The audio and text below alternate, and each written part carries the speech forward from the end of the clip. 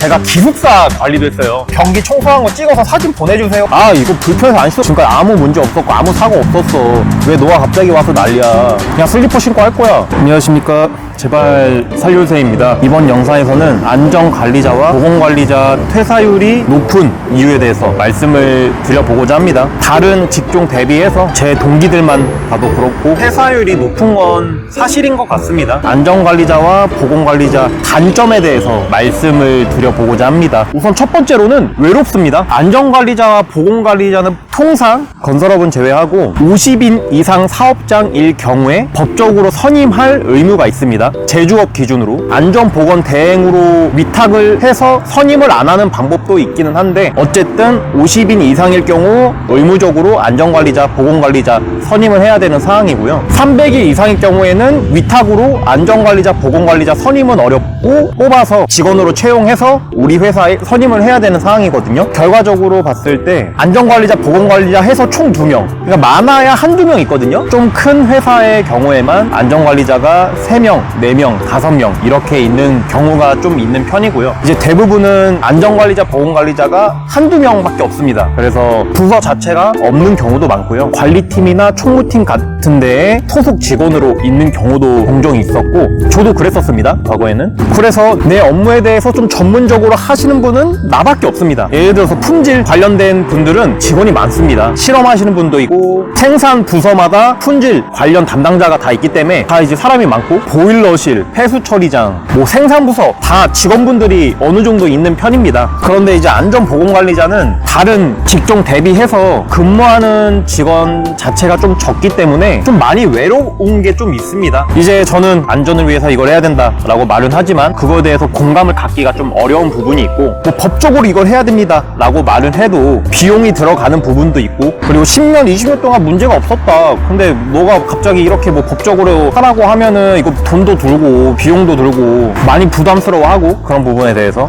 그래서 좀 많이 외로운 부서입니다. 그래서 트러블이 있을 때 뭐 주변 직원에게 좀 조언을 구하고 고민 상담도 하고 그럴 수가 있는데, 다른 회사 다니고 있는 안전관리자한테 전화를 합니다. 야 이거 어떻게 해야 되냐? 이거 뭔지 알아? 그리고 나 혼자 근무를 하는 것이기 때문에 저 혼자 고민을 해야 되는 부분이 있습니다. 다른 팀 같은 경우에는 다 같이 의견을 모아서 제일 좋은 방향으로 한다든지 이런 식으로 가능한 부분이 있는데, 이제 만약에 혼자 근무를 하게 될 경우에는 뭐 다른 부서 직원분한테 이게 좋은 것 같아요, 이게 좋은 것 같아요 라고 물어볼 수는 있겠지만 한계가 있고, 결국은 또 다른 회사 다니고 있는 안전관리자 친구한테 전화를 합니다. 이거 어떻게 해야 돼? 너희도 혹시 이런 거 해? 그래서 첫 번째 단점은 외롭다는 겁니다. 두 번째로는 안전보건 업무 외에 잡무가 많습니다. 제가 지금 다니고 있는 회사는 그렇지 않거든요. 근데 이전에 다녔던 회사는 다 안전보건 업무 말고 다른 잡무들이 많았습니다. 공장에서 근무했을 경우에는 제가 기숙사 관리도 했어요. 그래서 기숙사 점검해가지고 이거 청소 좀 해주세요 문자 보내고, 변기 청소한 거 찍어서 사진 보내주세요 해서 그 취합받고 변기 사진 보면서 다시 청소하세요 막 이렇게도 했었고, 공장에서 생산하는 제품들이 있는데 그 생산 실적을 취합하는 업무도 맡았었습니다. 엄청 그게 좀 큰 업무잖아요. 그 외에도 근로시간, 뭐 전기 사용량, 가스 사용량, 물 사용량, 이런 잡다스레한 업무는 다 맡아서 했었거든요, 제가. 그래서 야근과 잔업이 좀 잦은 것 같습니다. 그래서 정시에 퇴근하는 경우가 거의 없었습니다. 안전보건 업무에 대한 전문성을 좀 키워야 되는데 그걸 키우지 못하고 잡지심만 생기고, 그런 단점도 있었던 것 같습니다. 마지막 세 번째는 이 안전보건 업무라는 것 자체가 회사에 돈을 벌어준다고 하기보다는 회사 돈을 소비하게 낭비하는 업무라고 생각하는 경향이 좀 있습니다. 안전관리자, 보건관리자를 채용을 했는데 이 친구들은 회사에 돈을 벌어다 주지 않고 회사의 돈을 소비하는 직종이기 때문에 좀 안 좋은 시선을 받는 것도 있습니다. 그리고 다소 이 안전보건 업무를 하다 보면은 정말 생산 실적, 회사의 실적에 악영향을 주는 경우도 종종 있거든요. 예를 들어서 어떤 컨베이어라는 이제 설비가 있습니다. 그 설비 같은 경우는 톤이라든지 뭐 옷이라든지 이런 게 말려 들어가면 큰 사고로 이어질 수가 있습니다. 그런데 예를 들어서 사고가 안 나게 하려고 여기에 센서를 설치했습니다. 이 센서는 컨베이어 근처에 근로자 손이나 뭐 어떤 물체가 감지가 되면 컨베이어가 멈추는 거라고 생각합니다. 생각을 하시면 될 것 같습니다. 그렇게 됐을 때 안전보건관리자 입장에서는 와 이거 안전해 보인다, 누가 외부에서 봤을 때도 와 이거 사고가 안 나겠네, 잘했다 너, 이렇게 이제 들을 수 있다고 생각을 하실 수도 있습니다. 근데 반대로 생각을 해보면 컨베이어가 멈추는 앞전에 있는 컨베이어와 설비들을 재가동시켜야 되고 제품이 잘 만들어지고 제품이 잘 이동되는지를 다시 확인을 해야 되는 거거든요. 이렇게 됐을 경우에 이 시간 낭비와 비용 낭비가 발생이 되게 됩니다. 그래서 이 안전과 생산, 회사 이익의 이 상관관계를 잘 조율을 해야 되거든요. 무조건 안전만 100% 하려고 하다 보면 이 생산, 회사 이익적인 부분이 안 될 수도 있기 때문에 이 두 개를 어떻게 비율을 잘 맞춰야 되는 것도 좀 어려운 것 같습니다. 뭐 안전보건관리자 입장에서는 센서 설치하고 뭐 덮개 설치하고 이렇게 하면 정말 베스트겠죠.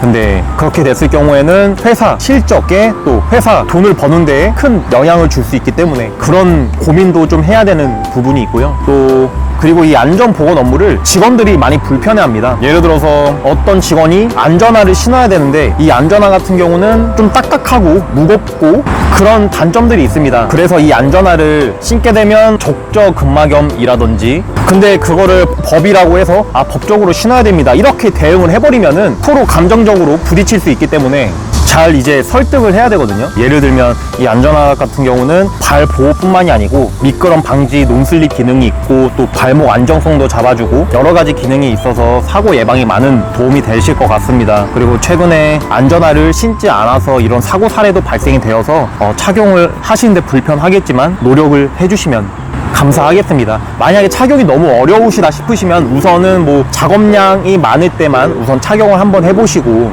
점차적으로 착용률을 늘려주시면 감사하겠습니다. 어떤 직원분은 이렇게 단계적으로 해야 되는 부분도 있고, 근데 이럼에도 불구하고 어떤 직원분들은 이거 불편해서 안 신어, 야 나 10년 20년 동안 신었는데 나 지금까지 아무 문제 없었고 아무 사고 없었어, 왜 너가 갑자기 와서 난리야, 불편해, 그냥 슬리퍼 신고 할래, 뭐 어쩔 건데, 이런 경우도 있어요. 이랬을 때 진짜 멘붕이긴 한데 이것도 잘 그분이랑 친해져서 어떻게 좀 잘 해야 됩니다. 협조를 잘 구해야 됩니다. 이렇게 좀 직원분들이랑도 이렇게 트러블이 많이 발생되는 부분도 있습니다. 안전관리자와 보건관리자 같은 경우에는 법적으로 서류를 작성해야 되는 것도 많지만 거기에 더불어서 직원 한 명 한 명, 사람 한 명 한 명과의 관계를 통해서도 업무를 해결해야 되는 게 있는데 거기서 잘 해결이 안 됐을 경우, 트러블이 발생됐을 경우 스트레스를 많이 받게 됩니다. 우리가 업무를 하다 보면 일이 힘든 거는 버틸 수 있는데 감정적으로 누가 저한테 쏘아붙이고 몰아붙이게 되면 그게 진짜 스트레스가 어마어마합니다. 그래서 이러한 부분들로 인해서 안전관리자와 보건관리자 퇴사율이 많은 것 같습니다. 그래서 여기까지 안전관리자와 보건관리자 퇴사율이 많은 이유에 대해서 오늘 말씀을 드려보았고요. 사실 장점들도 많습니다. 그 부분에 대해서는 다음에 영상으로 한번 말씀을 드리도록 하고요. 오늘은 단점에 대해서만 말씀드리도록 하겠습니다. 이상 시청해주셔서 감사합니다.